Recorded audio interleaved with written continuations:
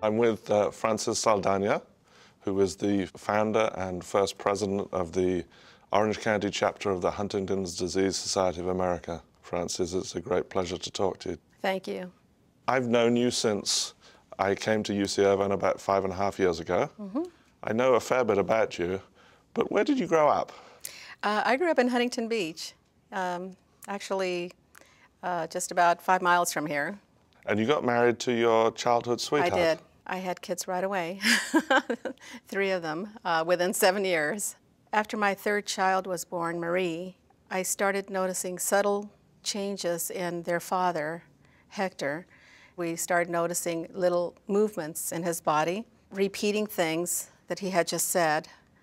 And then he fell a lot. He would trip over things, fall for no reason.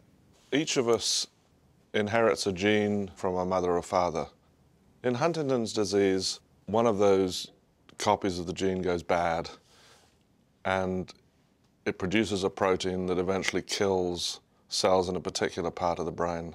This is not an illness that's going to go away once you lose your loved one. It's going to carry on through the generations. When they do inherit Huntington's disease, they will lose the ability to walk, to talk, and to swallow, and they will start experiencing atrophy of the muscles, which causes spasticity and a lot of pain.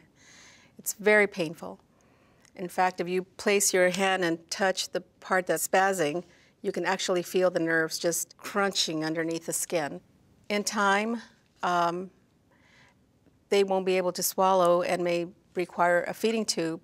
And towards the end of life, they will even have seizures. And in my daughter's case, it was grand mal seizures that were so severe that we couldn't stop her jaws from clenching, and it was so severe that her gums would bleed.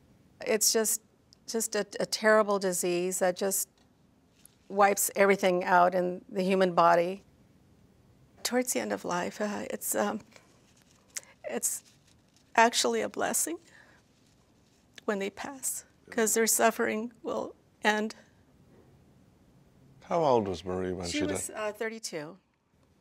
She wasn't just my daughter, she was also my friend. Talk about the effect this disease has had on your family. My husband and his 2 brothers have died of it. He has a sister who is now at end of life. She is in her 50s. And her 2 children are showing symptoms. That's at least 7 people. And that's not counting my children. Michael and Margie. Michael and Margie, and then Marie, who passed from Huntington's. Margie is very, very symptomatic right now. Very symptomatic. In fact, I believe she's in the late stages now, and so is Michael. Michael can no longer walk. Michael's in a wheelchair. How old is Michael now? Michael is 37. What do you see as one of the hopes for stem cell research? What I would hope for, if not a cure, a treatment just to alleviate human suffering for our families. I don't think stem cell research will be, we will have a cure for my 2 other children, but I have 2 grandchildren. And now they are vibrant and beautiful, and I hope they have a full life ahead of them, but we need to have something for them by the time, if and when, they should be carrying that mutant protein. Are you proud of the fact that the people of California supported this state initiative? When California passed that bond for stem cell research, we said, you know, we're moving forward. We're not going to wait, you know, for the federal government. We're moving forward.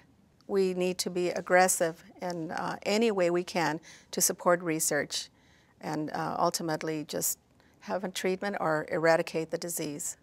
What's the importance of private donations for research?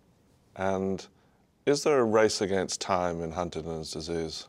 Private funds are very, very necessary and can save lives because the clock is ticking for my children and other HD families. I think if private donations and research had gotten started much sooner, Marie might still be with us.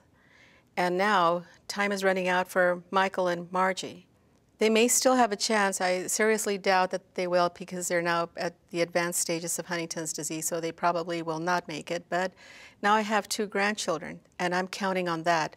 So any time that private donations come in, I mean, to me, that is hope and peace of mind.